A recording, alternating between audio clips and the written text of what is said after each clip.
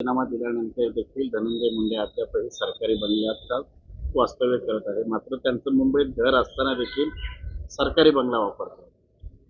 सरकारी बंगला जेव्हा ते वापरत होते, पहिल्यांदा धनंजय मुंडे म्हणाले की माझं मुंबईत घर नाही आणि मला तब्येतीमुळे आणि मुलीच्या शिक्षणामुळे मुंबईत राहणं गरजेचं आहे. तेव्हा देखील आपण म्हटलं होतं की त्यांनी घर भाड्यावर घेऊन राहावं, पण कायद्याप्रमाणे त्यांना सातपुडा बंगला हा खाली त्यांना करणं भाग आहे, क्रमप्राप्त आहे.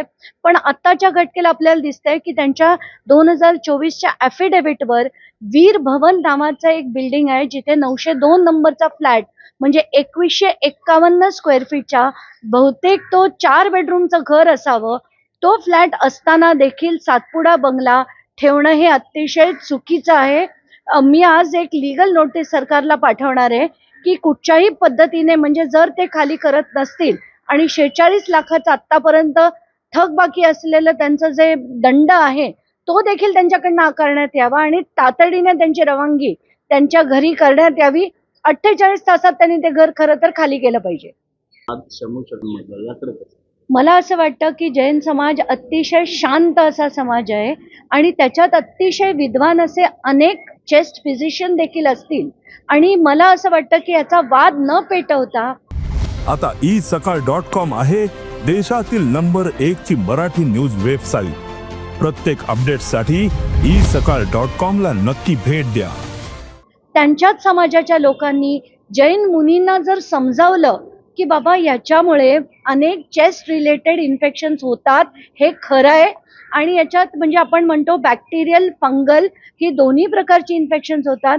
फंगलमध्ये हिस्टोप्लाझ्मोसिस असो, क्रिप्टोकोकोसिस असो, बॅक्टेरियलमध्ये सॅल्मोनेला, इकोलाई अशा अनेक इन्फेक्शन्सनी न्यूमोनायटिस होतं आणि हे फॅक्ट आहे. आणि एवढंच नाही, पुढे जाऊन सुद्धा लंगमध्ये फायब्रोसिस होतं.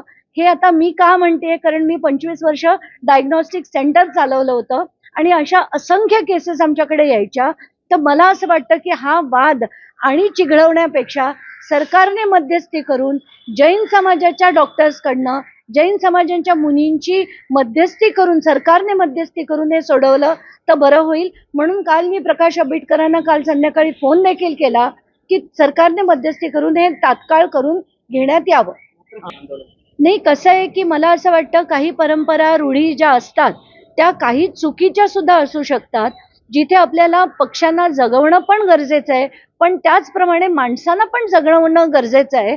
तर आत्ताच्या घटकेला त्या समाजाला याची सगळी माहिती नसावी म्हणून त्यांनी असा आक्रमक पवित्रा घेतला.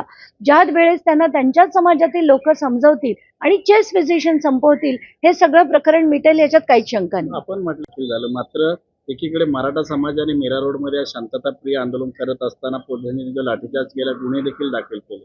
मात्र एवढं सगळं इथे पालिका कर्मचारी पोलिसांना गुन्हा दाखल झाला नाही. आता मला कसं आहे की मला असं वाटतं ज्या विचारांनी आपण हे प्रकरण सोडवू शकतो तर विचारांनीच ते सोडवावं.